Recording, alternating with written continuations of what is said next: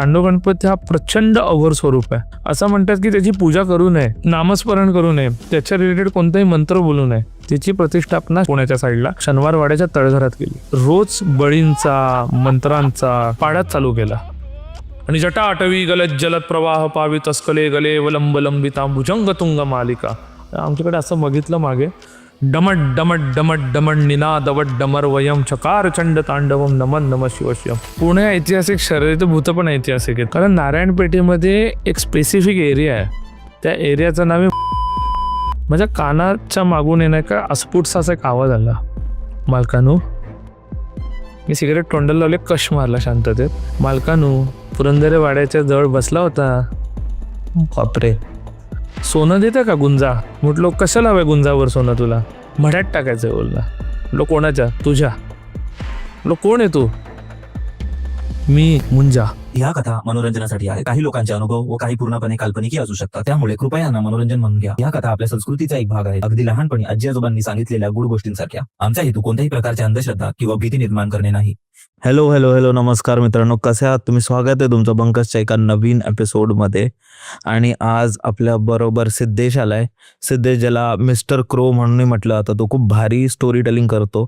मी ह्याच्या आधी त्याच्या काही गोष्टी ऐकल्यात आणि खूप डेप्थ आहे.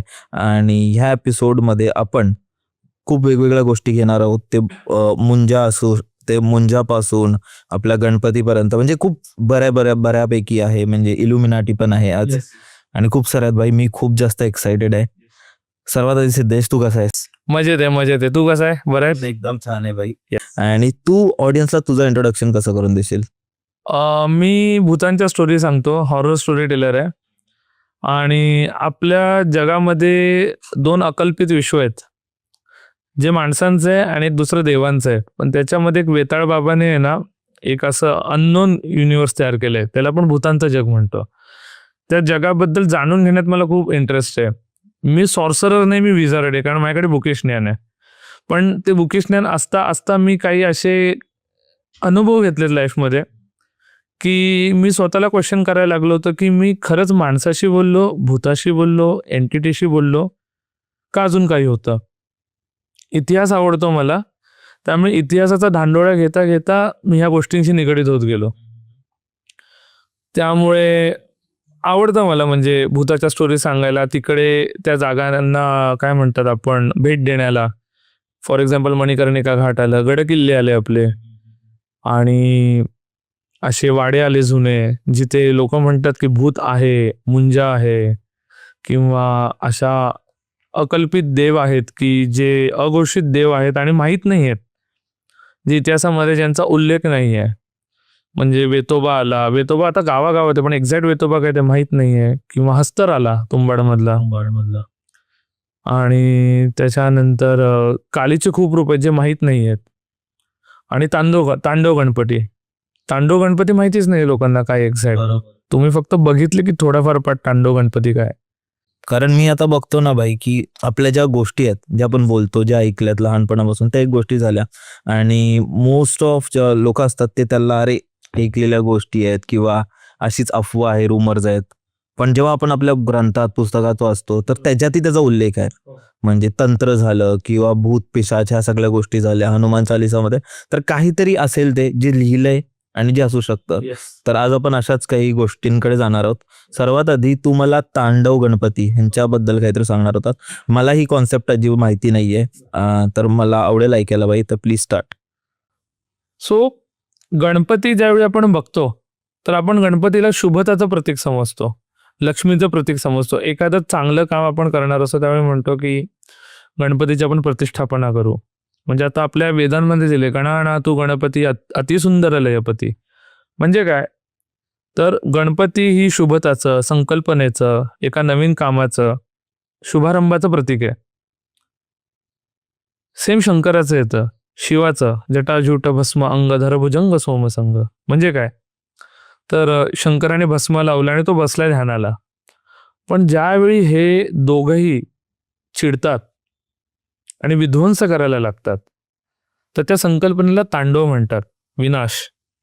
आणि विनाश का महत्वाचा आहे, कारण त्या विनाशातून नवीन उत्पत्ती होत असते. पण शंकर विनाश करतो उत्पत्तीसाठी, तांडव गणपती थोडा वेगळा आहे. तांडव गणपती हा अघोर स्वरूप आहे.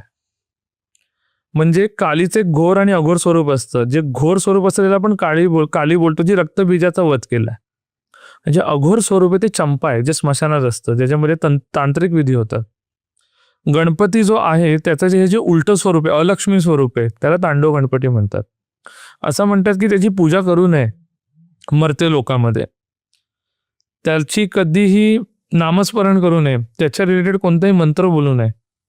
कारण त्याचा एक स्वतःचा एक रियाम आहे. म्हणजे त्याचं एक स्वतःचं त्यांनी युनिव्हर्स तयार केलं. त्या युनिव्हर्समध्ये असं म्हणू शकतो की that is a parallel universe where तांडव गणपती हा स्वतः तिकडचा अधिष्ठाता आहे. म्हणजे आपल्या याच्यात कशी त्रिदेव आहे, भैरवी आहे, तिथे तसं नाही. तिथं तांडव गणपतीनेच ते क्रिएट केलं एक ब्लॅक होल सारखं विश्व, की जर तुम्ही त्या जगामध्ये गेला तर तिथून तुम्हाला एनर्जी भेटेल, पण त्या एनर्जीची किंमत असेल.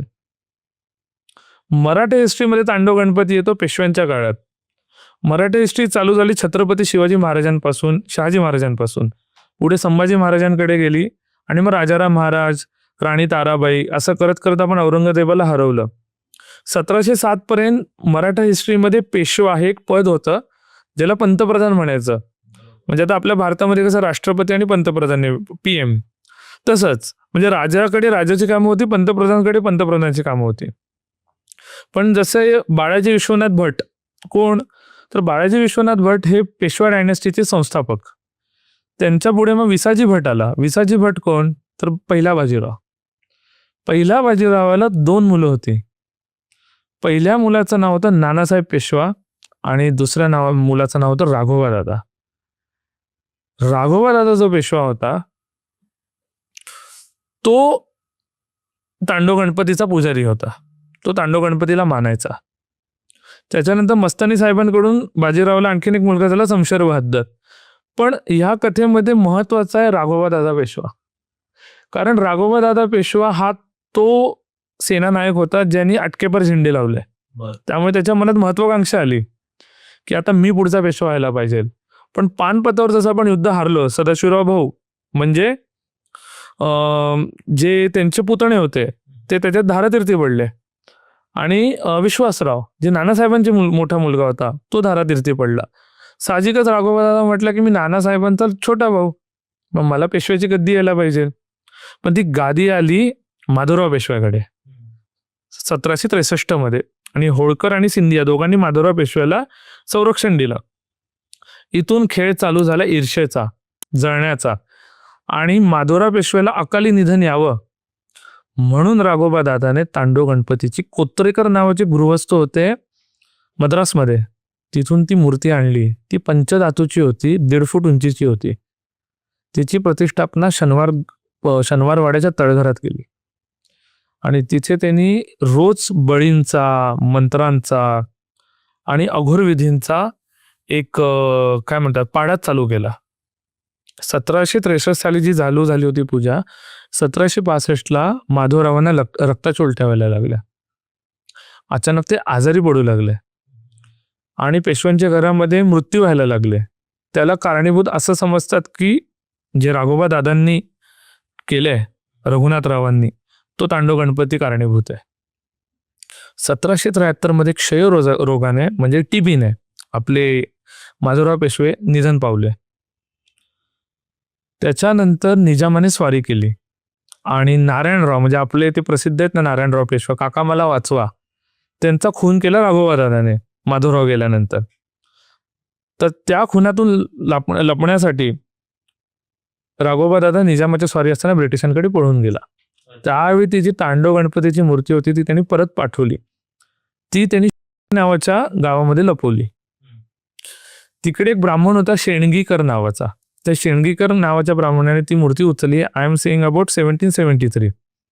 आणि ती मूर्ती स्वतःच्या मंदिरात नेऊन पूजायला घेतली. आता हे शेणगीगाव कुठे आले तर जुन्नर, नारायणगाव जुन्नर आहे ना पुण्याच्या साईडला, त्याच्यामध्ये मंचर साईडला. शेणगीकरने जशी ती मूर्ती घरात आणली, त्याची जी गर्भवती जी प्रेग्नेंट बायको होती ती 4 महिन्याची होती, तिचं ॲबॉर्शन झालं, त्याची आई मेली. आणि त्यांच्या गावामध्ये रोगराई पसरली. म्हणजे जे प्राण्यांना असतात ना रक्तपिती वगैरे होते, तशा प्रकारच्या रोगाने गाई म्हशी मारायला लागल्या. मग गावच्यांनी सांगितलं, गावकऱ्यांनी, की तुम्ही ही मूर्ती विसर्जित करा, काहीतरी करा. मग त्यांनी पिंपळाच्या झाडाखाली ठेवून टाकली हनुमान मंदिराच्या इथे. पण हनुमान मंदिराच्या इथे जिथे पिंपळाच्या झाडाखाली ठेवलं तिथे आग लागली झाडाला. मग ती मूर्ती 1793 साली एक जोशी नावाचे गृहस्थ होते, त्यांनी पुण्याला परत आणली. पुण्याला कुठे आणली तर खडकी गावाच्या वेशीला, म्हणजे जिथे आपण होळकर ब्रिज म्हणतो ना तिकडे. आणि तिकडे 5 जी झाडं होती पिंपळाची त्याच्यामध्ये ती लावली. पण तिकडे असं म्हणण्यात येत होतं की तिथं मुंजांचं पण अधिष्ठान आहे, त्यामुळे ती मूर्तीने तिथे त्रास दिला नाही. पण तिकडे कोण जायचं तिथे त्याला आहे ना काहीतरी असं काहीतरी वेगळं दिसतं की त्याला वेड्याचे झटके यायचे. जोशी बुवांनंतर इंग्रज आले, म्हणजे 1793 नंतर डायरेक्ट हे 1818 ला येऊ आपण. तो पण या मूर्तीने असा काही विशेष त्रास दिला नाही. 1818 नंतर ती मेहेंदळे वाड्यात मूर्ती सापडली पुण्यामध्ये.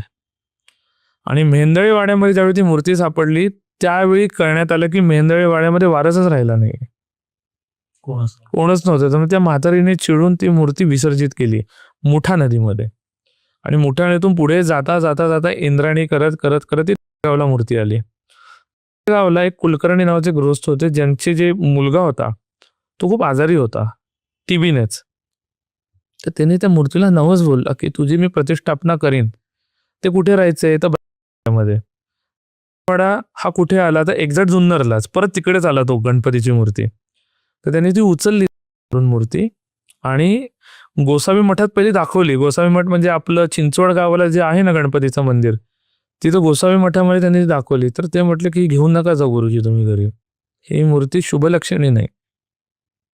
तरी त्यांनी ते ऐकलं नाही. स्वतःच्या मुलाचा वाचवण्यासाठी त्यांनी 1818 ती मूर्ती घेऊन गेले. आता कुलकर्ण्यांनी जशी ती मूर्ती आणली त्यामध्ये त्यांचा मुलगा बरा झाला, पण त्या गावांमध्ये बायका उचलण्याच्या कथा ऐकायला येऊ लागल्या किंवा असे किस्से घडायला लागले. तो मुलगा होता 19 वर्षाचा. एके दिवशी लोक जात होते आणि प्रेत सापडायला लागले बायकांच्या अचानक. शेतामध्ये त्यांना दिसलं की तो एका बाईला मारतोय, तो मुलगा हो, आणि तिचा मांस खातोय. त्यावेळी कळून चुकलं की हा काहीतरी प्रकार आहे. आणि त्यांनी स्वतःच्या हातावरती पूर्ण, म्हणजे जे वस्तारा असतो त्यावेळी वस्ताराच्या न्हाव्यांचे केस कापायला असतात, त्यांनी काहीतरी कोरले होते मंत्र जे वेगळेच होते. गावकऱ्यांनी दगडाने त्याला ठेचून मारला 1838ला. कुलकर्णी जे गृहस्थ होते ज्यांनी ती मूर्ती आणली होती त्यांनी त्याच झाडाखाली अनुष्ठान बांधलं आणि 7 आसरांना जागृत केलं. आणि ते म्हटले की इथे जो कोण येईल आणि ह्या मूर्तीला जो कोण आहे त्याचा विटाळ आणि विनाश असणं हेच होणार त्यांचं. आता आपण 1896 लिहितो पण त्या मूर्तीचं काही दिसत नाही. मोघे नावाचे गृहस्थ होते जे इतिहास वेडे होते. त्यांनी ती मूर्ती घेतली तिकडून आणि अभ्यासाला नेली अय्यंगार मठामध्ये. आणि ती 1918 पर्यंत तिकडे होती. पण जशी ते म्हटले की मी मुंबईला घेऊन येतो घारेवाड्यामध्ये, मुंबईमध्ये एक घारेवाडा होता गिरणगावच्या साईडला, जशी ती मूर्ती त्यांनी गिरणगावात घेऊन आले घारेवाड्याला, त्यांच्या घरामध्ये प्रचंड भांडणं व्हायला लागली. त्यांच्यामध्ये प्रॉपर्टीच्या केसेस चालू झाल्या. त्या 1938 मध्ये त्यांच्या घरामध्ये पण कोणीच राहिलं नाही. शेवटी म्हणजे प्रत्येक पुरुष मेला, बाई राहायचे जिवंत पण पुरुष मरायचे, म्हणजे वंशाचा नाश होत होता. 1938 साली बेळहट्टी मठाचे नायर नावाचे गृहस्थ होते जे पुस्तक चालवायचे, त्यांच्याकडे ती मूर्ती त्यांनी देण्यात आली. आणि 1938 पासून ते आतापर्यंत 2007-8 पर्यंत ती मूर्ती अय्यंगार मठामध्ये होती बेंगलुरूमध्ये. 2007-8 साली ती चोरीला गेली मूर्ती. आता माहित नाही ती कुठे मूर्ती आहे. ह्या मूर्तीचा संदर्भ मी काय सांगितला कारण अशी एक केस आमच्याकडे आलेली होती. गोडसे नाव होतं मुलीचा. भांडारकर रोडला ही मुलगी राहायची पुण्याच्या. भांडारकर रोड म्हणजे व्हाईट कलर लोकांचा रोड, जिथे सगळे बंगले आहेत, चांगले लोक राहतात, श्रीमंत लोक राहतात. ती बेसिकली तिचे आई वडील IT क्षेत्रात होते, इंजिनियर्स होते, म्हणून USA ला राहत होते कॅलिफोर्नियाला. कॅलिफोर्नियावरून ते म्हटले मुलीला गाव दाखवायचंय, आपलं शहर दाखवायचंय, पाहुण्यांशी आपल्याला आपले मामा मामीशी भेटायला आणायचंय, आजी आजोबांना, म्हणून ते पुण्यात आले. भांडारकर रोडला जशी ते त्यांच्या बंगल्यावर आले, सावली नाव बंगल्याचं, तो पण ती ठीक होती.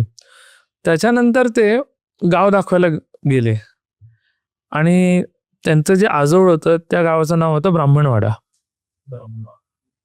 जसे ते ब्राह्मणवाड्यावरून रिटर्न आले तशी सागरिका अशी शांत शांत बसायला लागली. शांत शांत बसायला लागली. त्याच्यावरती मग त्यांच्या आईवडिलांनी पहिले लक्ष दिलं नाही की ठीक आहे, थोडी स्वतःच्या एका दुनियेत असेल, 18-19 वर्षाची मुलगी ती. पण अचानक रात्री त्यांना घरात आदळ आपटायचा आवाज यायला लागला देवाऱ्याच्या इथे. तर ती रोज रात्री जायची आणि देव उधळायची. स्पेसिफिकली टाक जे असतात घरात पूजायला किंवा विष्णूच्या मूर्त्या असायच्या फेकून द्यायची. आणि कोण जवळ गेलं तर म्हणायचे की हात नको लावू, शिवतांडव काय. तर ते म्हणायचे ज्या मुलीने कधी कॉमन सेन्स आहे, म्हणजे जर जी मुलगी अमेरिकेत तिला इंग्लिश जास्त माहिती आहे आणि संस्कृत आणि मराठीशी दुरान्वय संबंध नाहीये, ती मुलगी कशी काय शिवतांडव बोलतात. ते म्हटले कुठेतरी वाचलं असेल. मग ते म्हटले आपण सायकोलॉजिस्टकडे घेऊन जाऊ. पण काय उपयोग पडला नाही. माझ्या आजीकडे ते आले आणि ते म्हटले की डॉक्टर आहेत का घरी. म्हणजे मला विचारलं. आमचे ग्रुप आहे जो स्पेसिफिकली मदत करायला प्रयत्न करत असतो. मला आवड आहे म्हणजे गरुड पुराण वाचायला, वेगवेगळी पुस्तकं वाचायला. सो ते आले, त्यांनी मला काही कंडिशन सांगितलं. तुम्ही कुठे गेला होता का किंवा एखादा तिठा बिठा तुम्ही क्रॉस केला होता का मुलीने, उतारा टाकला होता. नाही आम्ही गावाला गेलो होतो. म्हटलं गावाचं नाव काय. ते बोलले वाडा. मी काय बोललो नाही. बोललो मी येतो घरी, पण मी अमावस्याला येणार बोललो. तर मी, माझे एक मित्र आहे, आम्ही ठरवलं आणि आम्ही गेलो. तर बंगला प्रशस्त, म्हणजे सगळीकडे झाडं वगैरे लावलेली. ती म्हटली बघा आज हिने त्या आंब्याच्या झाडाला रक्ताने असे स्वतःचा हात कापल्याने रक्ताने असे ठसे उमटवले. बोलले ह्याच्या पुढे कोणाला येऊन देऊ नका, नाही तर कापून काढेल. तर ती आमच्याकडे अशी रागात बघत होती वरतून. ती मुलगी उभी होती, नॉर्मलशी एकदम अशी लुकडी मुलगी, आणि अशी बघते वरतून. म्हटलो ह्याच्या आधी काय होतं. तर नाही कधी शिव्या नाही दिल्या तिने, पण ती शिव्या पण द्यायला लागली मराठीमधून. म्हटलं आम्ही आज रात्री थांबतो. 11 वाजले, काही प्रॉब्लेम नाही झाला. आम्ही जेवण बिवून झोपायला गेलो. 12 वाजले, काही प्रॉब्लेम नाही झाला. 1-1:30 वाजला, काही नाही. 2-2:30च्या टायमाला त्यांच्या बंगल्यातून जोर घंटीचा आवाज यायला लागला. मी उठलो आणि संदीपनी आचार्य 65-66 वर्षाचे होते त्यावेळी. ते वयस्कर आहेत, पण त्यांचं प्रचंड नॉलेज आहे अबाउट डिमोनॉलॉजी, हे घोस्ट वगैरे. जसं आम्ही मेन देवाऱ्याच्या इकडे जायला लागलो, तिकडे ते ब्राह्मण कसे पूजेला बसतात, त्याने फक्त धोतर नेसलं होतं, वरतून उघडी होती पूर्ण. एक फक्त असं पंचाने ओल्या अंगाने होते. आणि जटा आटवी गलत जलद प्रवाह पावी तस्कले गले वलंब लंबिता भुजंग तुंग मालिका. आमच्याकडे असं बघितलं मागे, डमट डमट डमट डमट निनादवट डमर वयम चकार चंड तांडवम नमन नम शिवश्यम. जोरजोरात हाता अशा आपट्याला लागली. अशी जसजशी हात आपल्याला लागली तसतशी ती थाळी हालायला लागली. थाळी तिला लागत होती. आणि मग ती कालीचे मंत्र गायला लागली. ओंकारणाम घोराम वदनाम मुक्तकेशा चतुर्भुजाम कालिका दिब्बाम वर्णाम मुंडमाला विभूषिता. जवळ नाही. मी म्हटलो जी मुलगी मराठीचे 2 शब्द बोलताना अडखळत होती, ती मुलगी किंवा एवढे मंत्र कसे काय, संस्कृतचे मंत्र कसे एवढे स्ट्रॉंगली बोलू शकते. आणि आम्ही जवळ जायचा प्रयत्न केला तर अशी उडी मारून आली अंगावर. आणि ती बोलली काय नाही करू शकत तू माझा. म्हटलं कोण आहेस तो, नाही सांगत. बोलले जा. म्हटलं तू वाड्यातून आलीस का. नाही मी आली नाही. मग मी तिला विचारलं की नाव सांग तुझं. म्हणजे आम्ही तिला त्या घेऱ्यात पकडलं, तिच्या भोवती आम्ही कुंकवाचं हे केलं. 1 2 3 4 5 6 7 1 2 3 4 5 6 7 अशी एकसारखी बोलायला लागली. मग मी म्हटलं आता मी चाललो. तिला झोपायला लावलं आम्ही आणि म्हटलं डॉक्टरांना बोलवा. द मुमेंट आम्ही वाड्याला गेलो, तिथे आम्हाला कळून चुकलं की ती जिथे ते कुलकर्णी नावाचे गृहस्थ मी सांगितलं ना, स्वतःचा मुलगा मेला त्या रागात तिकडे मुंजा आणि साती आसरा बांधल्या होत्या झाडाला, तिकडे जाऊन तिकडचे तिने 2 टाक उचलले होते जे ती घरी घेऊन आली होती. मला तिथं कळलं ती 1 2 3 4 5 6 7 जे बोलते ते साती आसरांबद्दल आहे, आणि जो मंत्र बोलते ते तिला मुंजा पछाडलेला आहे. आणि हा जो प्रकार होता त्याच्यामध्ये ड्युअल आपण म्हणू शकतो की भूतांनी तिला ग्रासलेलं होतं. 2 भूत होते. पण साती आसरा का स्केरी आहेत, कारण साती आसरा बेसिकली कोण आहे, ज्या जलदेवता म्हटल्या जातात, पण बेसिकली एखादी गर्भवती बाई असेल किंवा एखादी अशी कुमारिका मुलगी असेल किंवा कोणत्याही बाईने आत्महत्या केली असेल पाण्यामध्ये, तर तिची प्रेत आहे ना फिरतात त्या पाण्याच्या भोवती. आणि त्या खूप आहे ना हिंसक असतात, देवता भूतच असतात पण आपण देवता बोलतो. त्या पजेस करू शकतात खूप इझिली, स्पेसिफिकली मुलींना ज्या 18, 19, 20 वर्षाच्या असतात, टीन एजमध्ये असतात. तो खूप स्केरी प्रकार होता, कारण त्याचं एंड प्रोडक्ट असं असतं की तो मोस्टली पर्सन. आम्ही त्याच्यावर काय उत्तर काढता येईल म्हणून जास्त थोडा अभ्यास केला, तर गुरु गोत्राचे काही ब्राह्मण असतात युपी साईडला बनारसमध्ये, तर ते गणेश याग करतात. तर त्या गणेश याग हा 4 दिवसाचा असतो. तो मंत्र तो जो विधी होता यज्ञ, त्या यज्ञा थ्रू तिला आपण वाचू शकतो हे आम्हाला कळलं. आम्ही तिकडे गेलो, पण मी म्हटलो कोणता मुंजा, कारण मुंजा माझा आवडता सब्जेक्ट. मी ट्राय करायचा प्रयत्न केला कोणता मुंजा आहे.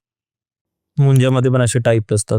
नाव मुंजाचा, हो मुंजामध्ये टाइप्स असतात. हिच्यावर जो मुंजा होता तो ऍक्च्युली निमा होता. निमा म्हणजे काय, तर थोडं विषयांतर होते पण सांगणं गरजेचं आहे. निमा म्हणजे काय, तर मुंजा जो असतो तो बेसिकली 8 ते 12 वर्षाचा मुलगा असतो, छोटासा.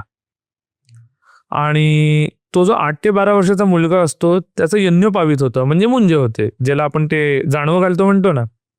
त्याच्यावेळी त्याला एक गुरु मंत्र भेटतो, जो सिक्रेट असतो. त्याच्यापुढे तो वेदांचा अभ्यास करायला चालू करतो. मग त्यामध्ये काय काय शिकवतात, तर वेद शिकवतात, पुराण शिकवतात, उपनिषद शिकवतात, अरण्यक शिकवतात, गरुड पुराण येतं त्याच्यामध्ये, आणि दैनंदिन पूजेचे विधी.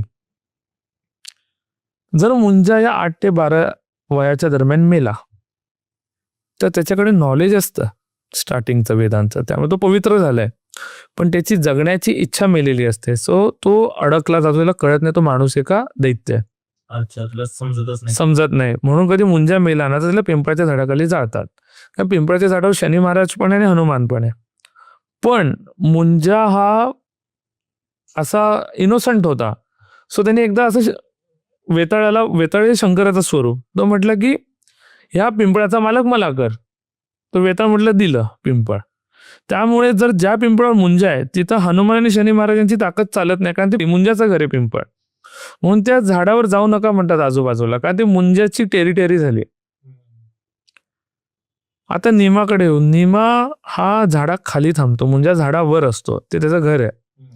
निमा हा 17 ते 18 वर्षाचा पुरुष असतो, ज्याचं पूर्ण विधी झालेले असतात, सगळं नॉलेज मिळून जवळपास झालेलं असतं.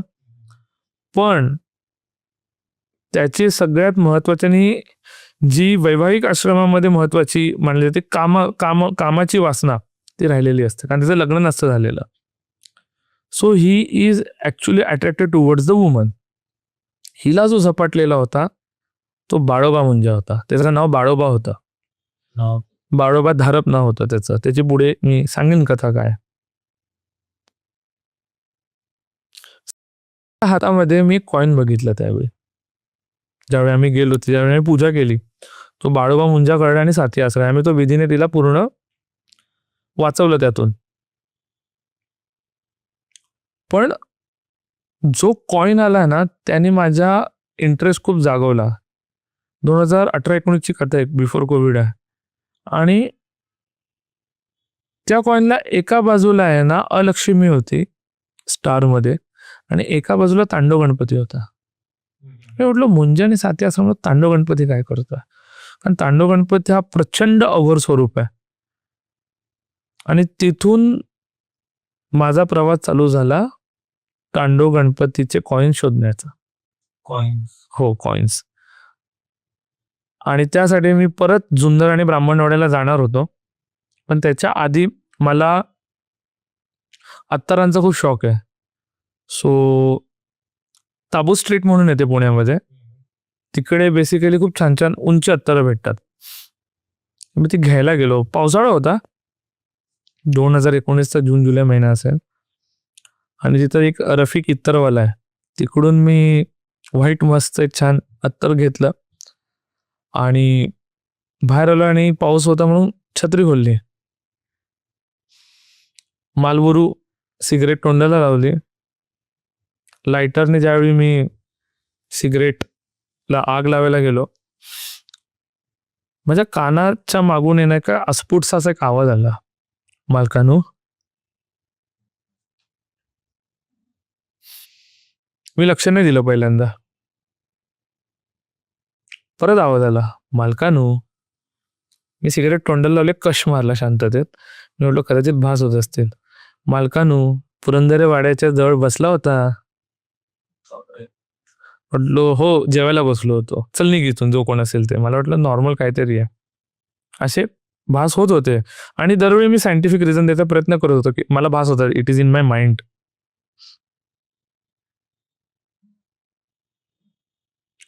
सोनं देतं का गुंजा? सोनं देतं का गुंजा? गुंजा म्हणजे सो बेसिकली